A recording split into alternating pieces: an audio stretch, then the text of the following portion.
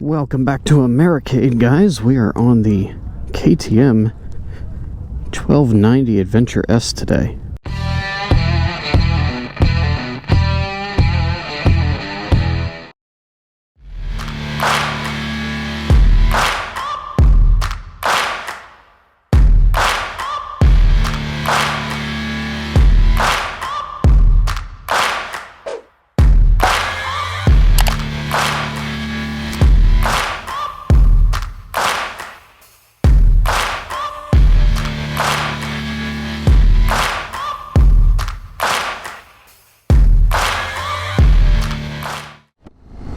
Alright guys, we are on board the KTM 1290 Adventure S. Got a big old screen up there in front of us.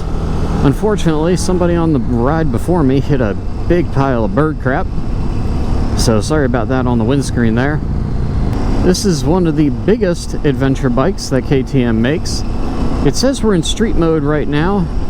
I feel like there's a way we can go into sport mode, but unfortunately they would not discuss that before we left on the group ride. But it does have multiple riding modes. You can adjust the suspension up and down in the rear. You have traction control, ABS, and electronic suspension, I believe, here. If you guys have been around my channel, you know there's some criteria by which I judge these bikes. The first of which is comfort. Bike isn't comfy, you're not going to want to ride it. Seat on this bike is it's pretty standard for an adventure bike. It's a seat. It's not great. It's not something I'd want to be on for a terribly long time, but you know, it's there. Unfortunately, it should probably be upgraded. The riding position is very comfortable, however. Legs are tucked back underneath of me just slightly. Arms out and down at about a 45-degree angle, pretty straight. Good access to clutch and brake lever.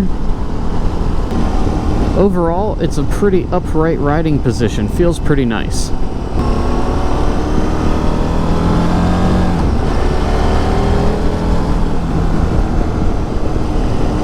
The power of this bike, being a 1290, it should have plenty of power. Unfortunately, we're on a group ride, so I will not be able to really open that up for you guys as much as I would like to. They told us no slingshots, no wheelies, no stoppies. Yeah, all the fun stuff gets sucked out when you're on a group ride, but that's all right.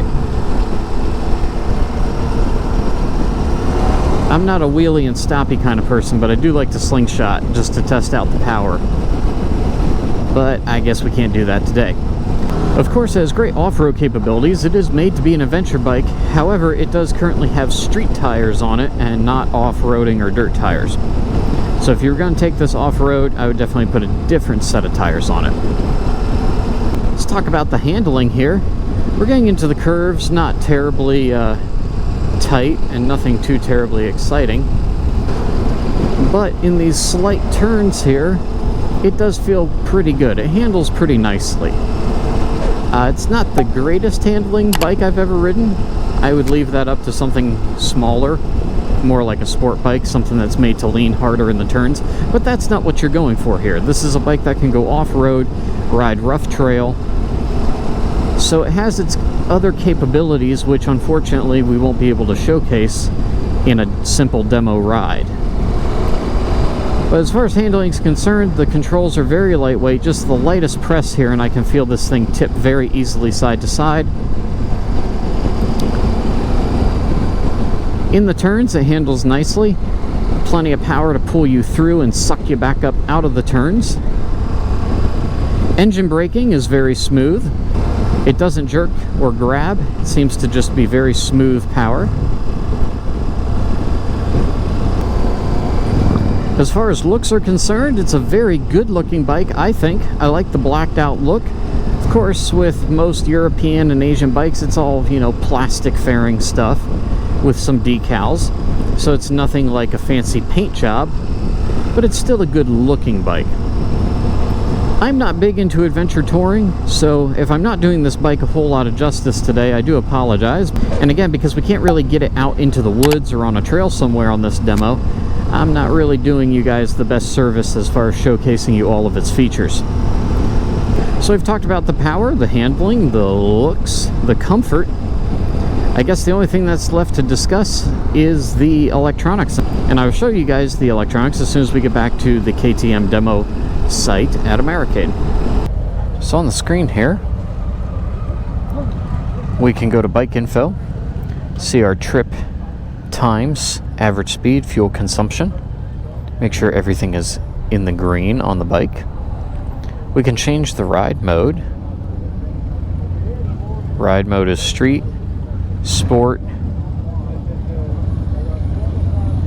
ABS on and off, as well as traction control. Suspension, we can adjust the suspension for comfort. I can feel something change on the bike a little bit. Sport, street, put it back to comfort. Cruise control, put different modes on that where it keeps a certain distance. We can do some custom settings as well. Wow, all kinds of cool stuff here. If you have your phone attached, you can also change Bluetooth and music settings, as well as pair your phone up to the device. Oop, that's high beam. Let's go back here. And we're back to our main screen. So that pretty much covers the screen, and then the windscreen can be adjusted by rotating the knob up here and raising it up and down. So overall, my impressions on this bike. It's definitely not a style of bike I'm used to. I do like the features of the big screen and the tall windscreen for, you know, long days and long trips. Having all that stuff is kind of nice. Overall, my thoughts and impressions on this bike. Very nice. If I was going to have an adventure bike, I would definitely want something at least this size with a good tall windscreen, a nice big screen with lots of features on it available for me to look at, a nice upright position. The seat is already starting to suck, however, but I've noticed that's a trend with pretty much all adventure bikes. I would be swapping out for a brand new seat as soon as possible because the seat just sucks. Just my 2 cents on the seat there. Overall, if you're looking for an adventure bike, KTM has a solid offering with the 1290 Adventure S.